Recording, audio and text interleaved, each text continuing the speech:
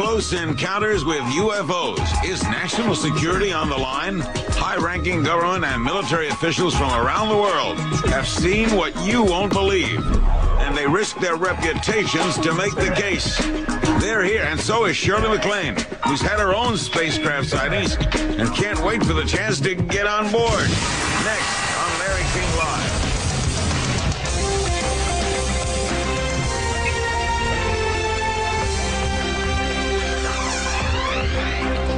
Good evening. A historic occasion will take place in Washington on Monday. Former high-level government employees, military officials, and pilots from all over the world will come together.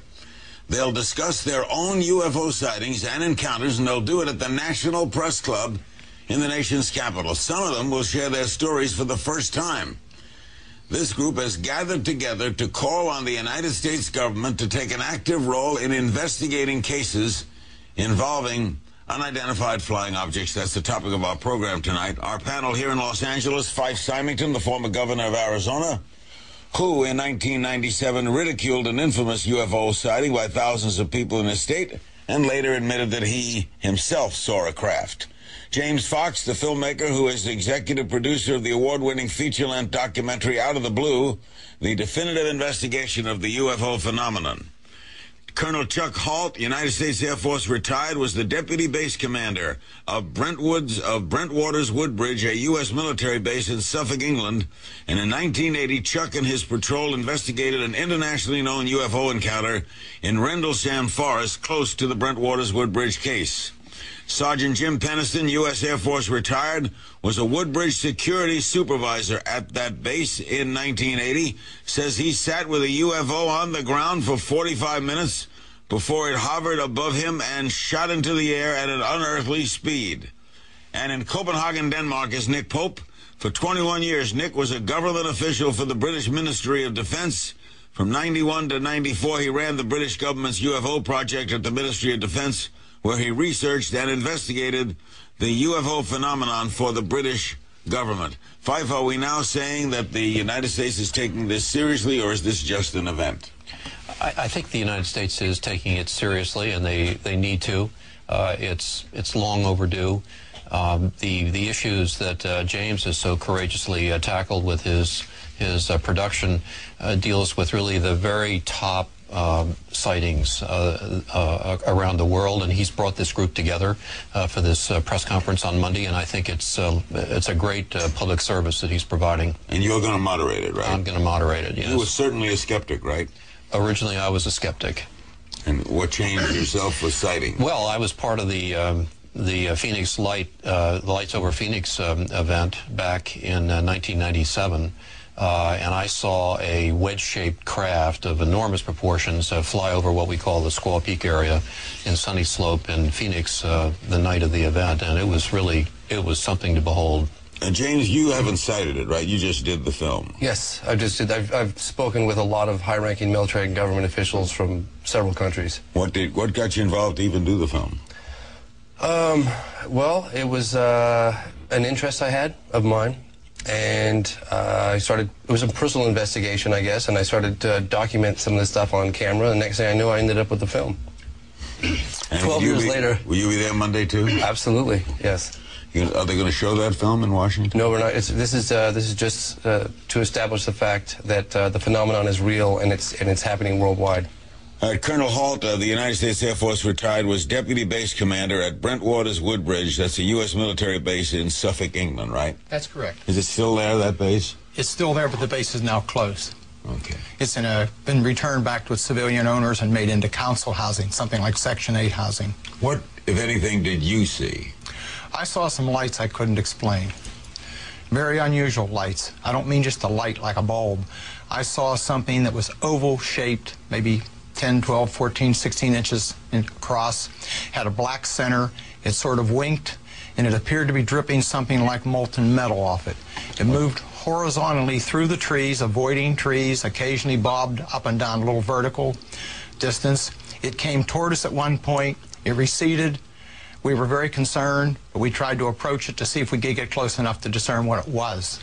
It actually moved out into a farmer's field beyond us. We got up to the edge of the field. We looked at the object, watched it for a few minutes. I was very concerned because the object was illuminating the farmhouse behind it, and I wasn't sure whether there was some damage being inflicted on the people that lived there or what. Suddenly the object just exploded silently into 5 white objects, and it disappeared. What time of day?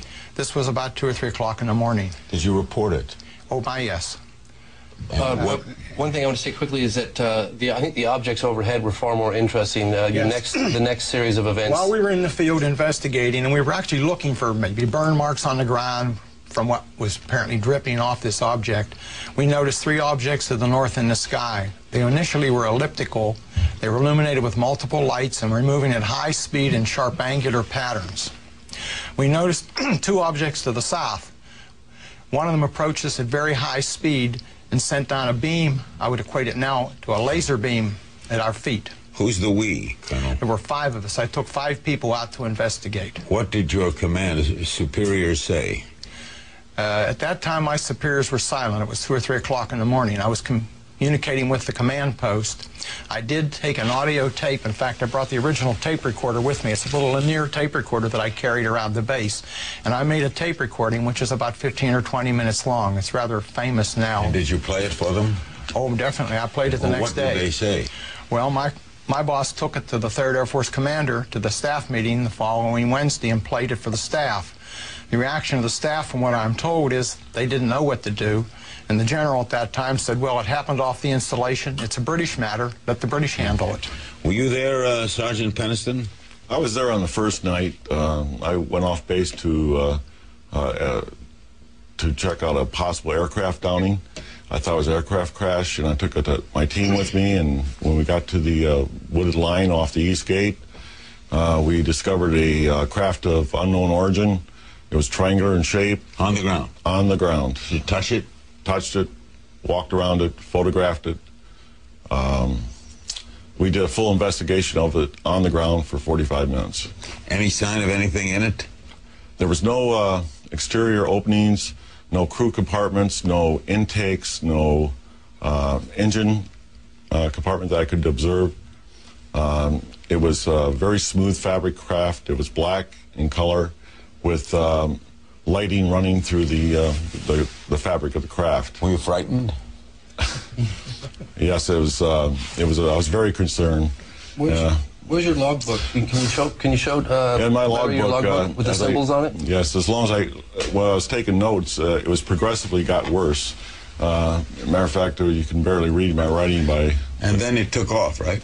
After 45 minutes, then it powered up with lighting and went to tree level and took off. And did it make sound like an engine? Absolutely no sound and no air displacement. Just up and gone. And the symbols, I think they're showing the symbols right now. Sorry. Yeah, there are the symbols. We'll check in with Nick Pope in a moment. Do you believe there is extraterrestrial life? Head to our website, cnn.com/Larry King, to vote. There's also a special guest commentary by Governor Symington about what he saw in the Arizona skies. It also had Shirley MacLaine. We'll be back with more right after this. Copenhagen. Colonel Holt, investigating the area days later, he's here with us now, Colonel Holt, ended up seeing something himself. Listen to this audio tape. There's no doubt about it. There's some type of strange flashing red light ahead. So I saw a yellow tinge in it too. Weird. It appears that he may be moving a little bit this way. Yes, it's probably not house back. Still, it's coming this way. It is definitely coming this way. Now we've got an object about 10 degrees directly south, 10 degrees off the horizon. And the ones to the north are moving, one's moving away from us. It's moving out fast. There's one on the right heading away too. Yeah, we're heading north. And we have with us, he brought it along, Colonel Holt's notes that he kept while this was going on, right? Actually, it's Sergeant Peniston's notes. Yeah. Your note. Yes. I'm sorry, Chuck. It was Sergeant Peniston's notes. You kept these while you were viewing this thing? Yes, we needed the times and that for, log entries and stuff like that. It's routine. Yeah. You missed the symbols on that. The symbols are so fascinating. Routine activities, not a routine event. That's right. Let's check in with Nick Pope in Copenhagen, 21 years, a government official for the British Ministry of Defense. Nick, what do you make of all of this? Well, the Rendlesham Forest case was certainly one of the most compelling UFO incidents in the British government's files on this, and critically, one of the very important things